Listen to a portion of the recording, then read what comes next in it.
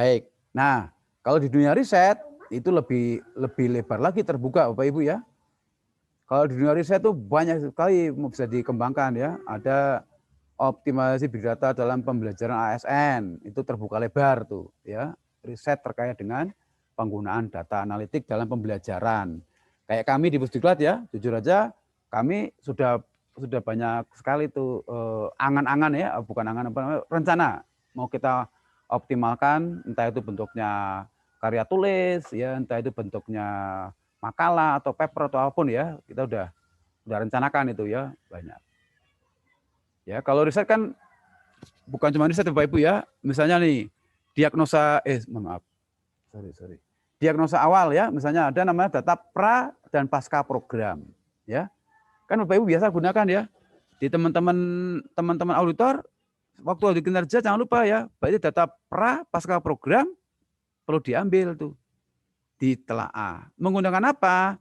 Kalau di kami di dunia apa? Di dunia pembelajaran saat menguji namanya pre dan post test ya. Pre dan post test itu digunakan diuji menggunakan namanya dependent test ya. Menguji namanya signifikansi. Signifikansi dari peningkatan post testnya bagus enggak, signifikan enggak gitu ya. Menggunakan dependent test. Nah, auditor mestinya juga pakai saat audit kinerja. Sebelum lanjut masuk ke auditi, pegang dulu data capaian kinerja. Ya. Nah, lihat data capaian pasca program dan sebelum program. Nah, baru diregres tuh menggunakan data analitik bisa ya. Menggunakan tadi seperti kayak pre dan post. Loh, ini ada hubungan enggak ya antara pra program yang pasca program? Ya harus ada hubungan dong. Karena ada treatment namanya program, ya. Maka itu menggunakan uji dependent test. Nah, cek dulu tuh. Nah, baru ketemu, oh ternyata dari pra program pasca program ada perubahan tapi tidak signifikan. Nah, kalau di dunia penelitian nggak signifikan, itu ya diungkapkan itu aja. Tapi kalau di auditor nggak signifikan, nah ini nih perlu ditelusuri lebih lanjut ya, karena perlu didiagnosa. Kenapa kok nggak signifikan? Ada apa nih kegiatan-kegiatan di program itu, gitu ya? Oke. Kemudian ada lagi manajemen data terstruktur dengan data tidak terstruktur. Ini juga bidang riset nih Bapak Ibu ya. Ya, contoh kalau sekarang Bapak Ibu lihat ya teman-teman di manajemen ASN atau instansi pemerintah ya atau bahkan di yang lainnya, lihat tuh tidak data enggak terstruktur jarang dioptimasi ya, diolah ya. Data dari CCTV, data dari mana tuh Twitter ya, data dari Facebook ya, ada yang namanya teks ya, ada namanya ungkapan, bahkan yang paling ekstrim head speed misalnya dan sebagainya. Nah itu bisa ya dijadikan field object reset. Tadi ya text mining tadi ya bisa. Atau nanti untuk evaluasi pembelajaran tadi sudah sampaikan. Kemudian ada optimasi untuk manajemen perpustakaan. Nah misalnya ya kalau perpustakaan apa? Oh, para pelajar ya, misalnya nih, ada segmentasi pasar ya, ada dosen, ada widyaswara, ada peneliti, ada pelajar, ada umum misalnya. Bahkan dibuka lagi ya, ada gender, ada ini.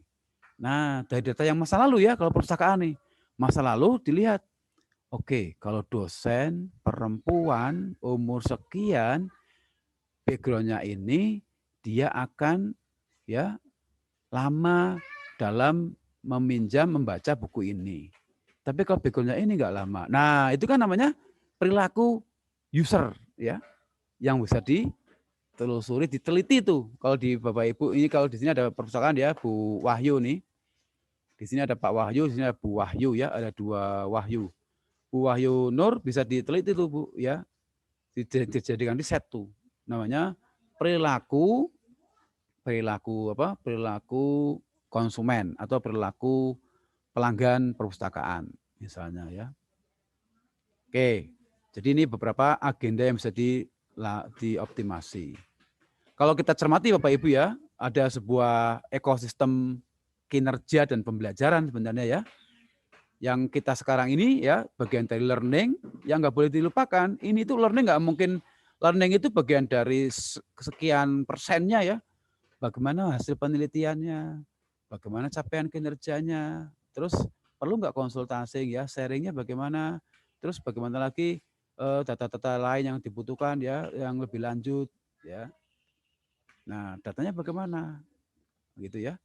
Jadi kalau datanya komplit Bapak Ibu ya, ini ada support kinerja, ada misalnya nih Bapak Ibu ya, kalau kalau kami misalnya ya, sekarang ini kami kalau saya kan MK Jatimen sederhana ya, sederhana hanya menggunakan data itu aja. Paling kami menelusuri background-nya audit internal ya.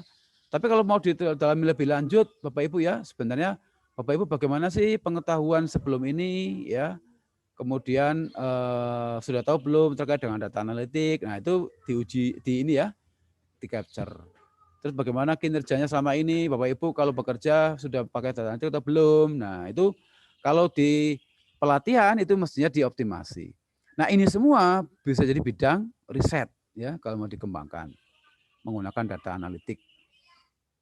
Ya.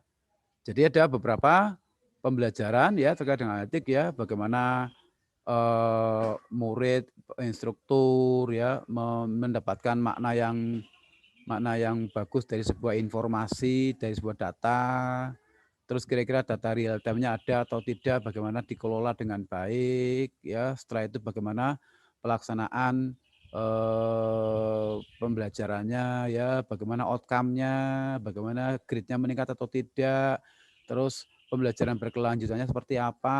Nah, baru di sini ada informasi terkait dengan bagaimana penekanan kepada masing-masing orang itu ya. Oh, kalau tipikalnya ini kalau auditor madya, umurnya ini maka perlu ada tambahan apa ya, perlu didekati dengan seperti apa misalnya. Nah, ini namanya beberapa bidang riset yang kita ambil field-nya di pembelajaran. Nah, Bapak Ibu, di riset itu peluangnya luar biasa terbuka lebar ya. Ini saya iseng-iseng kalau nggak salah ini ya Bapak Ibu ya, ini saya data ambil di bulan ini ya, 22 Juni 2020. Saya set di situsnya Garuda Ristek Diti ya Bapak Ibu ya. Ini baru ini ya, kita ambil kata kunci, ini baru 31 dokumen Bapak Ibu. Terbuka lebar ya. Ini beberapa hasil penelitian-penelitian ya. Ini pakai big data analytic. Sekarang saya ini ya. Jadi ini terbuka lebar. Saya iseng-iseng lagi nih. Saya coba fraud ya, fraud data mining. Nah, ternyata cuma 2 dokumen ya. Jadi terbuka lebar nih. Ya, riset ya. Kemudian ini big data audit misalnya ya. Ini walaupun nanti ada yang redundant ya, ada yang 2 kali nih kita terset ya bisa aja. Oke. Nah, ini peluang tinggi ya Bapak Ibu ya, riset datanya juga peluang tinggi.